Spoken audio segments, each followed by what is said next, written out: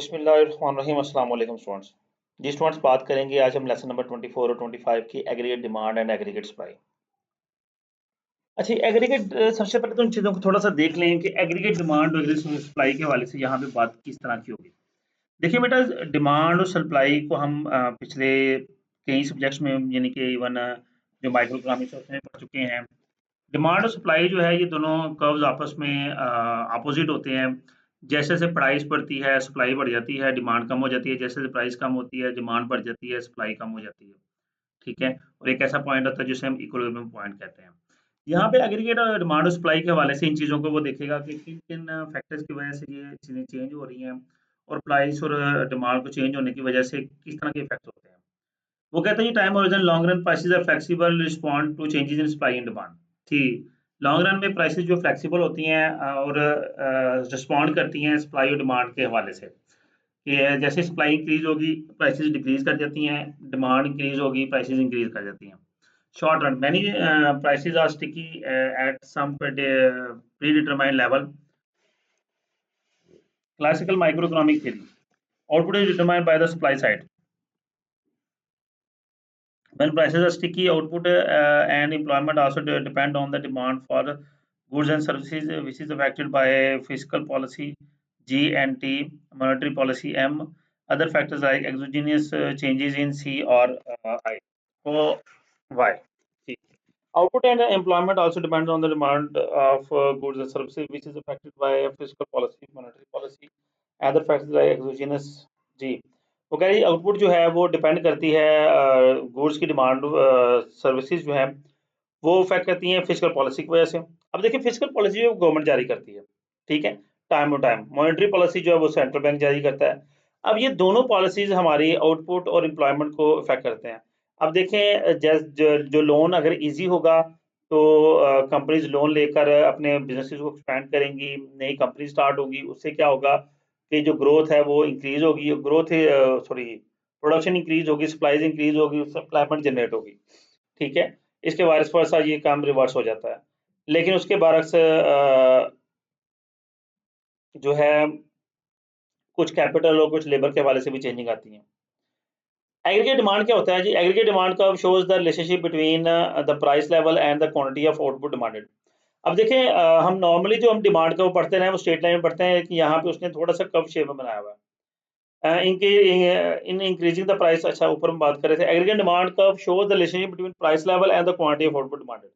Aggregate demand curve हमें क्या दिखा, ये रिलेशनशिप देता है डिमांड, ये हम यहाँ पे बात डिमांड कर्व की करेंगे कि डिमांड कर्व जो है वो किस चीज का रिलेशनशिप शो कर रहा है कि डिमांड कितनी है, क्वांटिटी कितनी कंज्यूम हो रही है, या कितनी डिमांड है उसकी और उसकी प्राइस लेवल क्या है। ठीक है, ये चीज है।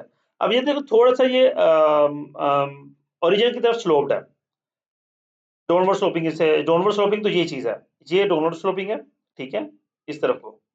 लेकिन ये जो है कर्व्ड है, जो इस तरफ को है शिफ्ट कर रहा, ये बेसिकली ऐसा क्यों होता है इसको मैं बताता हूँ। Increase in the price level causes the fall in the real money balances causing decrease in the demand of goods and services. जैसे प्राइस इंक्रीज होगी डिमांड जो डिक्रीज कर जाएगी। लेकिन होता बेसिकली क्या है, देखें जी हम इसको थोड़ा सा अपोजिट एंगल पढ़ते हैं। प्राइस रिड्यूस हो रही है, डिमांड इंक्रीज हो रही है, लेकिन एक टाइम आता है कि प्राइस कम रिड्यूस होती है लेकिन डिमांड बहुत ज्यादा इंक्रीज हो जाती है। इस वजह से ये थोड़ा सा रिवर्स कर्व शेप्ड है ओरिजिन की तरफ। ठीक है, उसके बाद वो कहता है जी shifting the aggregate demand curve and increase the money supply shift the aggregate demand curve to. अगर मनी की सप्लाई इंक्रीज कर दी जाए, अब मनी की सप्लाई पाकिस्तान में तो ये काम रूटीन में होता है कि जी पैसे नहीं है पास गवर्नमेंट के पास, गवर्नमेंट क्या कहती है नए नोट प्रिंट करके तो पेमेंट कर देती है।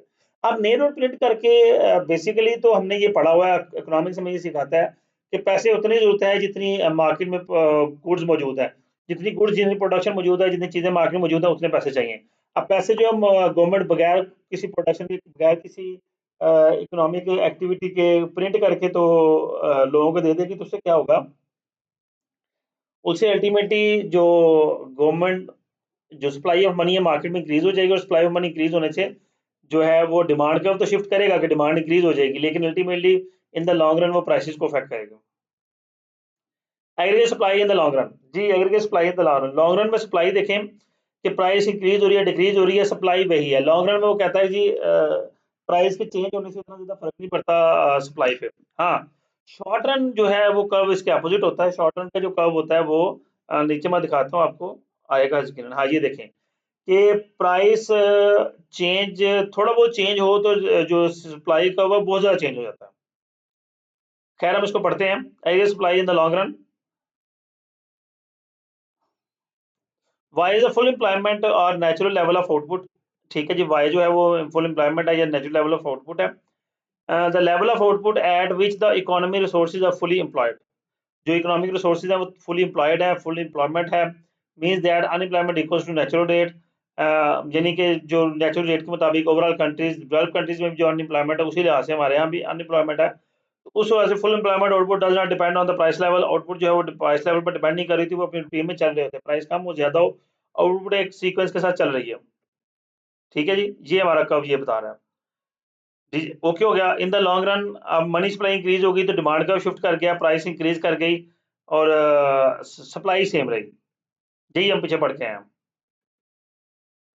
क्यों प्राइस जो प्राइस वन से P2 पे चली गई है। नेक्स्ट आते हैं, in the short run aggregate supply curve is horizontal, the short run aggregate supply curve is horizontal, the price level is fixed at the predetermined level and firm sell as much as buyers demand. Price level fix रहता है, जितनी ज्यादा demand बढ़ती चली जाती है short run में, firm जो है उस अपनी प्रोडक्ट को सेल करने की कोशिश करती है। जी, अब शॉर्ट रन में जो इफेक्ट होगा, जो प्राइस तो सेम रहेगी लेकिन जो डिमांड है वो Y1 से Y2 पे शिफ्ट कर जाएगी और डिमांड का जो है वो आउटवर्ड शिफ्ट कर जाएगा। जी, उसके बारे में उसने बताया राइज फाइल और रिमेन कांस्टेंट। इसको रीड कर लीजिएगा। नेक्स्ट प्रोसीड करेंगे। लेसन नंबर 25 पे बात करें शॉक्स की।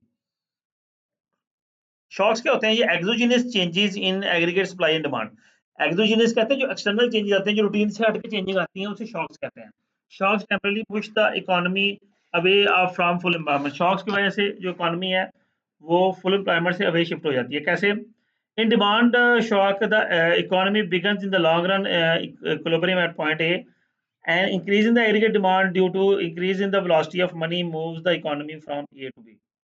देखें जी, एक लॉन्ग रन में सप्लाई सेम है और ये सप्लाई भी शॉर्ट रन लॉन्ग रन दोनों की सप्लाई का उसने बताया है। लेकिन क्या हुआ कि मनी की सप्लाई चेंज होने की वजह से डिमांड का शिफ्ट कर गया और डिमांड का शिफ्ट करने की वजह से इन the long run price change हो गई, शॉर्ट रन में प्राइस वही रही लेकिन डिमांड चेंज हो गई। ठीक है, ये जो पॉइंट्स हैं, शॉर्ट रन की डिमांड क्वांटिटी कंजम्पशन चेंज हुई है और लॉन्ग रन में प्राइस चेंज हुई है जो आपकी और ये इसको कहते हैं डिमांड शॉक। ओके जी, नेक्स्ट है exogenic decrease in the velocity if the money supply is held constant. ये बात मैं कर चुका हूँ। नेक्स्ट आएंगे effect of negative demand shock. Negative demand shock क्या होता है कि in the shock of AD left causing output and employment fall to shorten. जी, जो एम्प्लॉयमेंट है वो भी फॉल कर गई, आउटपुट फॉल कर गई, तो ऑब्वियसली जो है वो डिमांड का नीचे को शिफ्ट कर जाएगा। ठीक है, प्राइस कम हो जाएगी। ये होता है उस वक्त में जहाँ पे जो लोगों की इनकम लेवल है वो रिड्यूस हो गया। आप देखें अनएम्प्लॉयमेंट होगी, इनकम लेवल रिड्यूस हो गया, उससे डिमांड कम होगी, डिमांड कम होने से प्राइस कम करनी पड़ जाती है अल्टीमेटली।